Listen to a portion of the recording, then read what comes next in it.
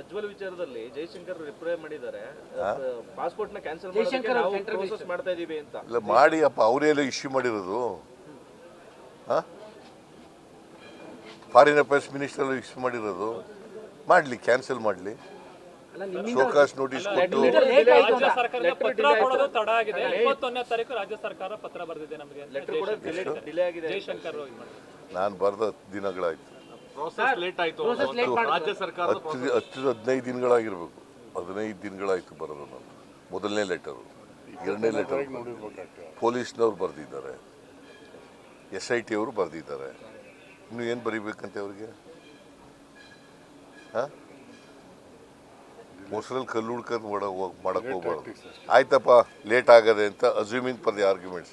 ಈಗ ಇಶ್ಯೂ ಮಾಡಿ, ಈಗ ಕ್ಯಾನ್ಸಲ್ ಮಾಡಿ. ಕುಮಾರಸ್ವಾಮಿ ಪತ್ರಿಕಾಗೋಷ್ಠಿ ನಡೆಸಿದ್ದು ಅಷ್ಟು ಸುಲಭ ಅಲ್ಲ, ತುಂಬಾನೇ ಪ್ರೋಸೆಸ್ ಹಿಡಿತದೆ ಅಂತ ಹೇಳಿದ್ದಾರೆ. ಕ್ಯಾನ್ಸಲ್ ಮಾಡೋದು ಅಷ್ಟು ಸುಲಭ ಅಲ್ಲ. ಅವರು ಫಾರಿನ್ ಅಫೇರ್ಸ್ ಮಿನಿಸ್ಟರ್ ಅಲ್ಲ, ಕೇಂದ್ರದಲ್ಲಿ ಯಾವಾಗ ಮಂತ್ರಿ ಆಗಿರಲಿಲ್ಲ, ಈಗ ಚೀಫ್ ಮಿನಿಸ್ಟರ್ ಆಗಿದ್ರು ಅಷ್ಟೇ.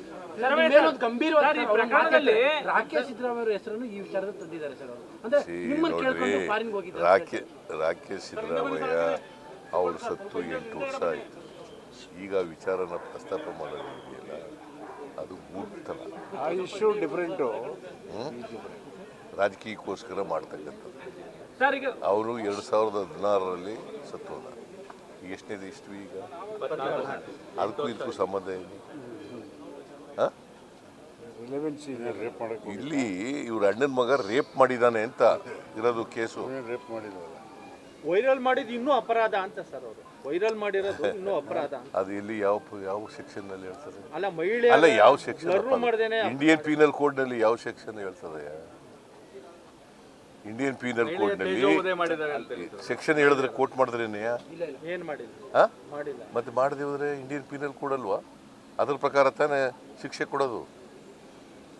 ಯಾವ ಸೆಕ್ಷನ್ ನಡಿನಲ್ಲಿ ಕುಮಾರಸ್ವಾಮಿ ಹೇಳೋದು ಹೇಳ್ತಾ ಇದ್ದಾರೆ. ನಾನು ಅದನ್ನು ಅವ್ರ ಮುಖ ತೋರಿಸಿ ಇದೆಲ್ಲ ಮಾಡಿ ಪ್ರಚಾರ ಮಾಡೋದು ಅದು ರೈಟ್ ಸರಿ ಅಂತ ಹೇಳಕ್ಕೆ ಹೋಗಲ್ಲ. It is also an offence. But ಇವ್ರು ಹೇಳೋ ಪ್ರಕಾರ ಇದು ರೇಪ್ಗಿಂತ ದೊಡ್ಡದು ಅಂತ ಹೇಳ್ತಾರಲ್ಲ, ಯಾವ ಸೆಕ್ಷನ್ ಅಡಿಲಿ ಬರ್ತದೆ ಅದು? ಇಂಡಿಯನ್ ಪೀನಲ್ ಕೋಡ್ನಲ್ಲಿ ಯಾವ ಸೆಕ್ಷನ್ ಬರ್ತದೆ? ಅಥವಾ ಇನ್ಯಾವುದಾದ್ರು ಕ್ರಿಮಿನಲ್ ಲಾ ಇದ್ದರೆ, ಇವ್ರದ್ದೇನಾದ್ರು ಹೊಸ ಕ್ರಿಮಿನಲ್ ಲಾ ಇದ್ದರೆ ಹೇಳಲಿ.